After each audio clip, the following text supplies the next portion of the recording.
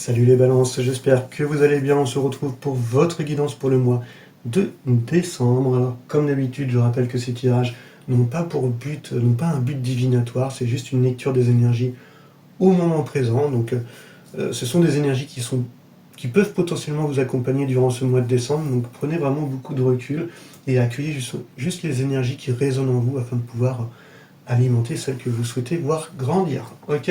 Allez, c'est parti mes amis les balances. On commence tout de suite avec votre état d'esprit du moment, avec les arcanes majeures du tarot des druides. Il y en a une qui a voulu sortir. On a la roue et la grande prêtresse. Ok, on va les lire ensemble pour une fois. La roue, c'est vraiment la fin d'un cycle. On voit que la roue va tourner, il y a des choses qui sont inévitables qui vont arriver, c'est la carte du karma. Donc si vous semez des bonnes graines, forcément vous allez récolter des beaux fruits.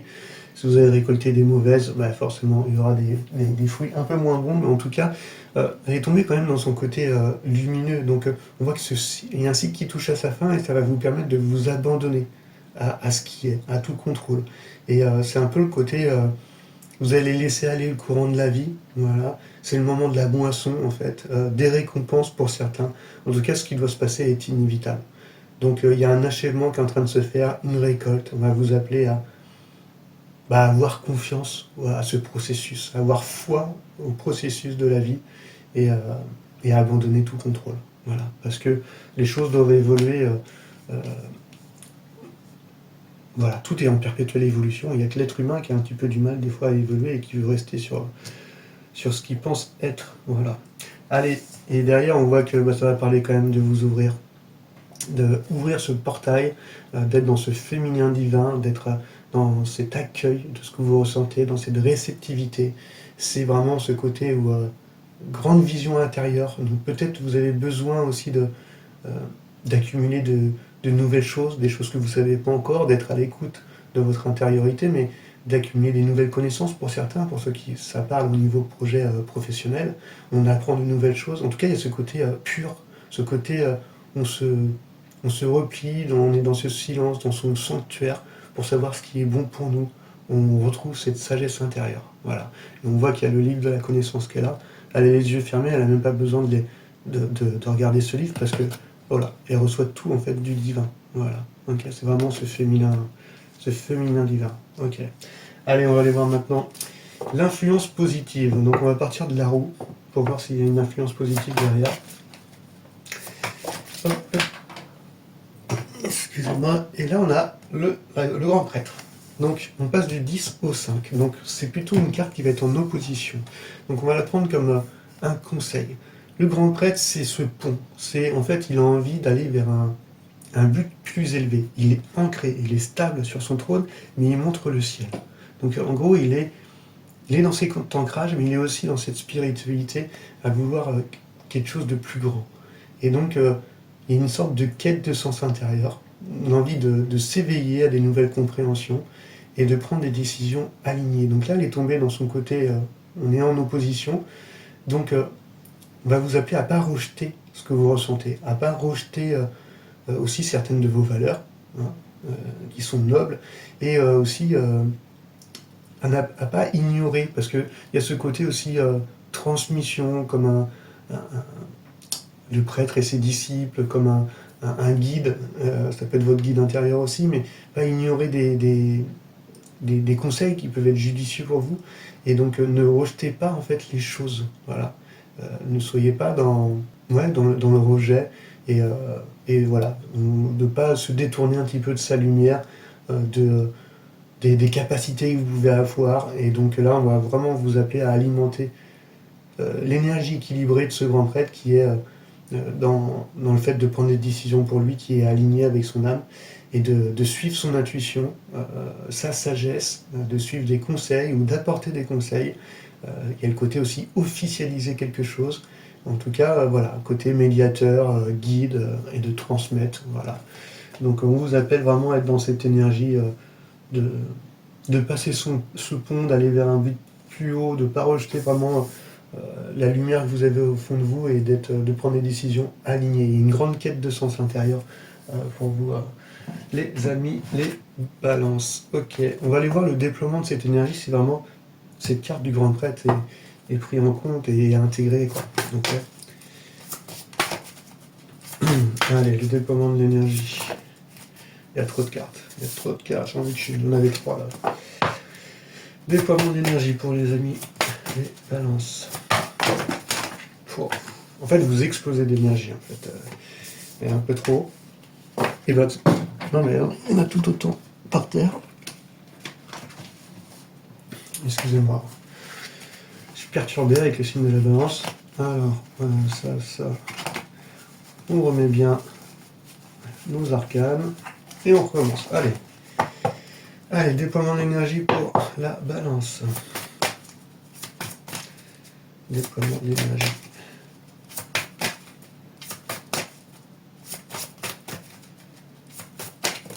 Ok. La justice. Bon, la balance, on retrouve la balance forcément. Donc ça parle de... Il y a ce côté perfection. Prendre une décision qui va être juste, faire des choix clairs, agir avec honnêteté, intégrité, ce besoin de rétablir l'équilibre et d'être vraiment... d'assumer aussi ses actions. Voilà, il y a une part de jugement, parce qu'on se stabilise. Mais il y a un côté... cette carte nous amène à avoir un bon discernement. Parce qu'on a retrouvé cette stabilité, cet équilibre, ce qui nous permet de faire des choix, mais des choix avec équité. Voilà. Et on voit une grande clarté, parce que voilà, il y a cette chouette, peut-être des choses qui n'étaient pas encore mises en lumière, c'est un animal nocturne, donc de mettre la lumière sur certaines zones d'ombre, mais en tout cas, il y aura un choix, une décision à prendre qui va être claire, et ça va permettre de faire face à la situation par laquelle vous passez, ou que ce soit le projet que vous mettez en place, les choses à quoi vous aspirez, en tout cas l'envie vous avez ce côté perfectionniste et ce côté d'être dans l'équité, voilà, et aussi d'être dans l'acceptation des choses. On voit la robe bleue, donc ça parle aussi, tout cela peut être passé par beaucoup de communication, et ça va finir avec l'épée qui va trancher et prendre une décision. Ok ? Allez, c'est parti, on va aller voir un petit peu plus en détail avec les éléments de la... les 4 éléments tout simplement. C'est ces 4 éléments qui vous composent. La terre, l'eau, l'air et le feu. Alors, pour la terre, on a la princesse d'épée. On voit que dans la matière, ça veut parler donc tous les signes d'air, hein, ça. C'est vraiment ce côté... une grande capacité à communiquer, voilà. Le valet d'épée, comme ça, la princesse d'épée, elle aime apprendre de nouvelles choses, elle a des nouvelles idées, elle a un savoir qui est un peu inné, en fait. Elle a en fait un esprit qui est aiguisé, enfin, qui a besoin encore d'être aiguisé, parce qu'elle a un esprit quand même qui est jeune. Voilà, elle n'a pas la maturité d'une reine.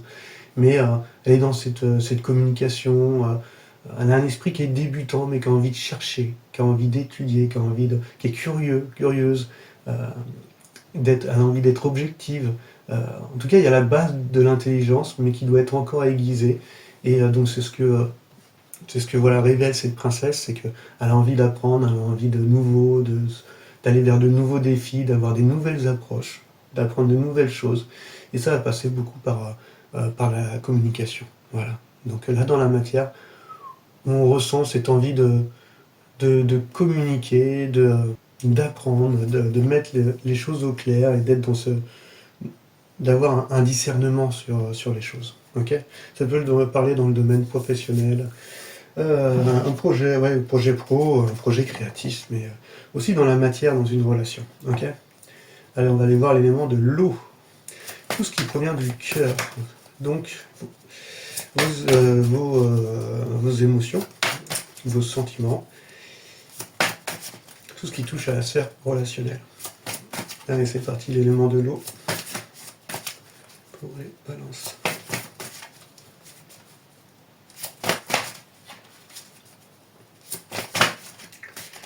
Élément de l'eau, les 10 d'épée. Bon, qu'est-ce qu'on voit dans l'élément de l'eau? C'est que vous êtes passé par une grande phase souffrante. Voilà, on voit vraiment quelqu'un qui a été un peu trahi, qui a fait face à de l'injustice, qui a été victime de propos, en tout cas, voilà, on voit que il est à bout, mais il est compté quand même, il est tombé dans son côté lumineux, et c'est vrai que cette carte, elle est assez violente quand on la voit. Mais le 10 d'épée, c'est vraiment le potentiel justement pour la libération et la renaissance. Parce qu'en fait, tout ce qu'on a vécu, toute la souffrance qu'on a accumulée dans le domaine émotionnel, sentimental, relationnel, ça nous permet d'avoir cette maturité aujourd'hui et d'être dans cette acceptation. Qu'est-ce qu'on peut faire une fois qu'on a tout ça en fait? Une fois que voilà que l'obscurité est passée, c'est voilà, le soleil se lève, donc c'est le moment c'est la lumière au bout du tunnel, donc c'est une sorte de, il peut y avoir que la délivrance derrière. Et pour ça, il faut nourrir de belles pensées. Et donc là, on est dans l'élément de l'eau, donc ça parle de l'envie de ressentir de l'espoir, de nourrir des belles pensées, mais de poser des bases solides aussi. Parce que là, l'esprit ne souhaite que se libérer et d'avoir une nouvelle perspective, une perspective qui éclaire. On voit que vous avez envie peut-être aussi et encore de mettre la lumière sur certaines choses, d'avoir ce discernement et d'être dans cette communication pour pouvoir éclairer encore les zones d'ombre.